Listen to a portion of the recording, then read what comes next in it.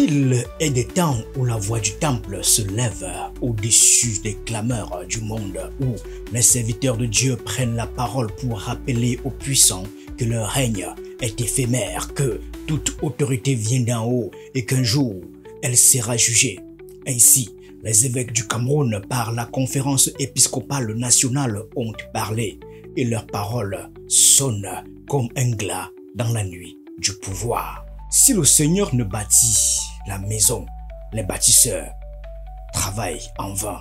Cette phrase tirée des Écritures n'est pas qu'une simple invocation spirituelle, c'est une mise en garde, une sentence cachée sous la robe de la prière, car si le Cameroun est une maison qu'il l'a bâtie et surtout qu'il l'a laissé s'effondrer sous le poids des injustices, des inégalités et de la misère, les évêques ne nomment pas, mais ils désignent. Ils ne pointent pas du doigt, mais ils tracent les contours d'un rejet. L'intégrité, l'humilité, la modestie et le leadership moral. Ne pas utiliser son pouvoir pour s'enrichir personnellement ou soumettre son peuple. Être capable de sillonner le pays en visitant tout au moins chaque région au moins une fois pendant son mandat. Être capable de comprendre les besoins et les attentes des Camerounais. 10 critères. Comme les 10 commandements, les évêques dressent une table de la loi politique. Intégrité, humilité, modestie, leadership moral, bonne gestion économique, unité nationale, lutte contre la corruption, capacité à gérer les crises, dialogue, respect de l'état de droit et des libertés. 10 commandements qu'un candidat digne de ce nom doit respecter. Mais lorsqu'on les égrène un à un, une évidence saute aux yeux. Paul Biya, selon certains experts, après 43 ans de règne, ne coche aucune de ces cases. Regardez ce qui se passe au plan macro avec la guerre au Nozo, les compatriotes anglophones. La paix n'est pas synonyme d'absence de guerre.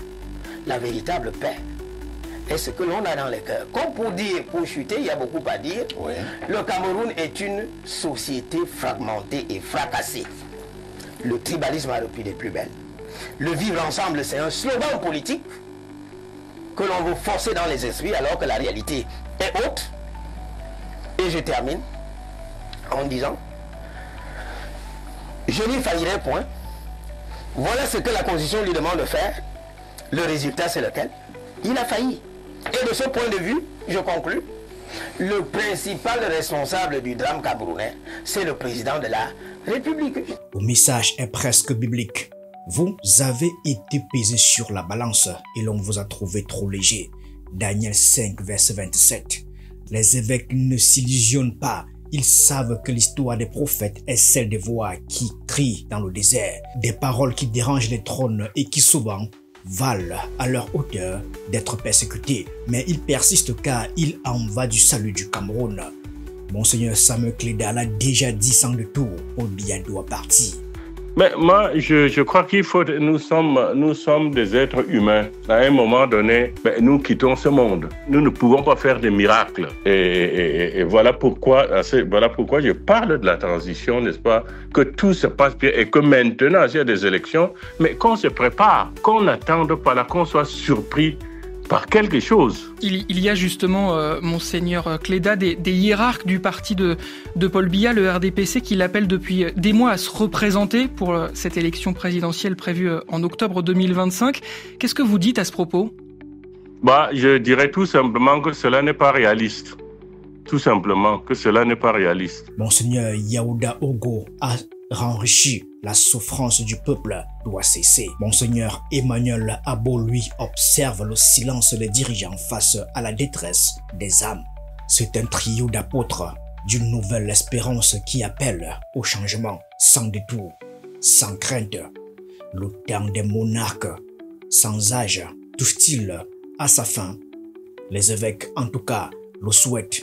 Leur lettre pastorale inédite n'est pas un manifeste politique, mais elle en est l'effet.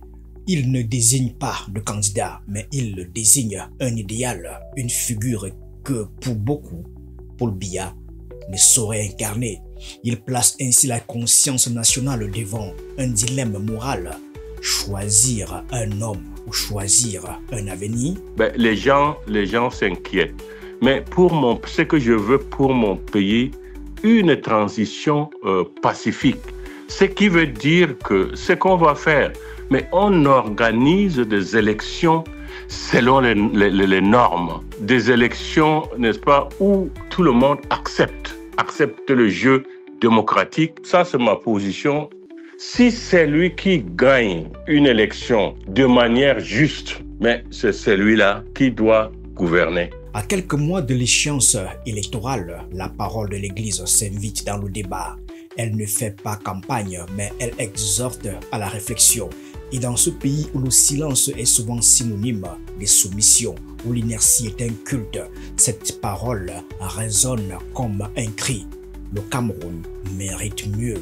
Et si le Seigneur ne bâtit la maison, alors que ceux qui l'ont mal bâtie s'apprêtent à assortir. Ainsi, les évêques ne se contentent pas de lancer un appel, ils sonnent le glas d'un règne. Ils dressent le portrait du berger attendu. Mais à qui s'adresse cette prophétie? Qui parmi les prétendants à la magistrature suprême incarne cette figure du juste et du sage, du bâtisseur et du réconciliateur? Dans le cas de l'opposition politique, nous avons deux leaders de poids, Maurice Kamto et Cabral. Voilà, ça je vous le dis, ça se discute pas. Maurice Kamto, l'homme du droit et de la résistance pacifique, semble répondre à l'exigence de leadership moral et de respect de l'état de droit. Son combat pour la transparence électorale et la justice le rapproche du profil esquissé par l'épiscopat. Mais son passé conflictuel avec le pouvoir et ses choix stratégiques suscitent encore des interrogations. Je prétends que nous sommes le premier, historiquement parlant, le premier grand parti politique organisé avec des militants dans l'histoire politique du Cameroun. Cabral Libye, la jeunesse et l'audace prônent une alternative dynamique et un renouvellement générationnel. Son engagement pour l'inscription massive sur les listes électorales fait écho à l'appel des évêques, mais son positionnement politique et son expérience sont scrutés avec beaucoup de prudence. S'il fallait que je sois candidat du PCRN à l'élection présidentielle, ce serait simplement une décision du bureau politique conformément au statut du PCRN. Et il n'y a pas autre chose ou une autre menace qui pourrait, au jour d'aujourd'hui, m'empêcher d'être candidat à l'élection présidentielle du PCRN. Maître Akere Mouna, héritier d'un nom respecté et avocat de la bonne gouvernance, pourrait incarner l'intégrité et la lutte contre la corruption exigée par les évêques. Mais son poids politique reste incertain face au mastodonte de l'arène électorale. Immobilisme face aux défis et enjeux de l'avenir et l'incapacité du système de gouvernance actuel à se réinventer. D'autres figures comme Joshua Oshie émergeront peut-être. Mais une chose est certaine, les évêques n'ont pas désigné un homme, ils ont tracé un chemin. Celui qui le suivra avec humilité et droiture, celui qui portera l'espérance du peuple sans céder à l'orgueil du pouvoir, celui-là pourra prétendre au trône de la nation. Le choix appartient désormais aux Camerounais. Mais en attendant, le message des évêques résonne comme une ultime prière, une intercession pour une nation à genoux. Mais cette fois, il ne s'agit pas d'une supplique silencieuse, murmurée sous les voûtes des cathédrales. Non, c'est un cri lancé sur la place publique, une exhortation à rompre avec l'inertie. Le processus électoral est toujours critiqué de manque de transparence, de justice. Nous-mêmes insistons depuis fort longtemps sur la réforme du système d'élection et de financement des campagnes. Mais au-delà des règles du jeu, les évêques dénoncent également des agissements qui décrédibilisent le scrutin au Cameroun. Violence pendant les campagnes. Certains candidats n'étant pas les bienvenus dans certaines circonscriptions. Registres électoraux trafiqués, achats de voix et dans diverses circonscriptions électorales, destruction de bulletins. Ils ne se contentent plus de tracer le portrait du dirigeant idéal. Ils exigent les conditions d'un scrutin véritablement juste et transparent. Leurs doigts pointent les failles du système. Leur voix interpelle ceux qui tiennent les rênes du processus électoral. ILECAM, le Conseil électoral, le Conseil constitutionnel. Le directeur de l'ILECAM, Eric Essoussé, est sommé de rendre public le fichier électoral, comme le prescrit la loi. Ce silence, cette lenteur, cette opacité, les évêques la dénoncent avec la solennité des prophètes d'antan. Le Conseil électoral et le Conseil constitutionnel sont rappelés à leur devoir. Impartialité, indépendance, transparence, autant de vertus qui, si elles venaient à manquer, pourraient plonger le pays dans des ténèbres encore plus épaisses.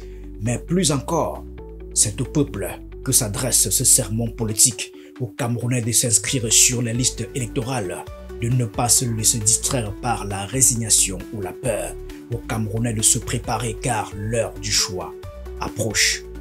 Afin de mettre un terme à ces comportements antidémocratiques, les évêques plaident pour l'établissement d'un code de bonne conduite. Le code de bonne conduite aux élections peut être entendu comme une série de règles de comportement visant à contribuer à la création des conditions favorables à l'organisation d'élections justes, libres, crédibles et transparentes. Le glas d'une ère résonne et les évêques, tels des veilleurs dans la nuit, appellent à la lumière. Ainsi, les trompettes de l'épiscopat ont retenti et leur écho s'est propagé dans les colonnes de la presse nationale. Chaque journal, tel un scribe, consignant les signes des temps, a décrypté cette sortie inédite. Bonjour à tous et bienvenue dans cette revue de presse du jour. Mutation lève le voile sur l'élu des évêques. Ce candidat aux 10 vertus cardinales digne de recevoir l'onction populaire, loin d'être une simple liste de qualités. Ce portrait esquissé par les évêques s'impose comme une boussole morale dans un pays où les âmes errent dans le désert de la corruption et du népotisme. Mais dans cette fresque du juste, l'ombre de Paul Biya s'efface comme si dans le temple, on avait soufflé sur une vieille icône effritée. L'indépendant lui entend dans cette lettre pastorale une charge anti-système, un réquisitoire sans phare contre les entraves à une élection véritablement libre. L'Église ne se contente plus de prêcher dans le désert, elle pointe du doigt les épines sémées sur le chemin des urnes, des listes électorales verrouillées, une administration partisane, une machine électorale qui ne tourne qu'au gré des intérêts du régime. À travers cette interpellation, c'est tout un système qui vacille sous le poids des vérités proclamées en chair. La nouvelle expression avec une plume méticuleuse souligne l'audace de l'Église qui, pour la première fois, revendique pleinement son droit d'intercession politique. Longtemps cantonnée au rôle de spectatrice, l'Église catholique s'avance désormais sur le parvis du pouvoir, rappelant que le destin d'une nation ne saurait être confié à ceux qui en foulent les principes sacrés. L'heure n'est plus à la prière silencieuse, mais au cri prophétique. Les peuples qui marchaient dans les ténèbres ont vu se lever une grande lumière. Et le messager, tel un veilleur sur les murailles de Jérusalem, met en garde contre l'attentisme de l'ILECAM. Le journal dénonce une inertie qui pourrait faire basculer l'avenir du pays. Pourquoi la liste électorale nationale reste-t-elle enfermée dans un coffre-fort alors qu'elle devrait être exposée à la lumière du jour? Pourquoi tant de silence, tant de lourdeur administrative alors que l'histoire presse à trop jouer avec le feu du report et de l'opacité? Les gestionnaires du processus électoral risquent de voir surgir une colère qu'aucun somme ne pourrait apaiser. Le message des évêques ne s'est donc pas dissipé dans le vent. Il a trouvé refuge dans l'encre et le papier et s'impose comme une exhortation à la vigilance, une mise en demeure du pouvoir, une invitation solennelle au peuple. Et dans cette symphonie de voix qui se lève, une seule question demeure. Qui, en octobre 2025, portera la couronne du changement.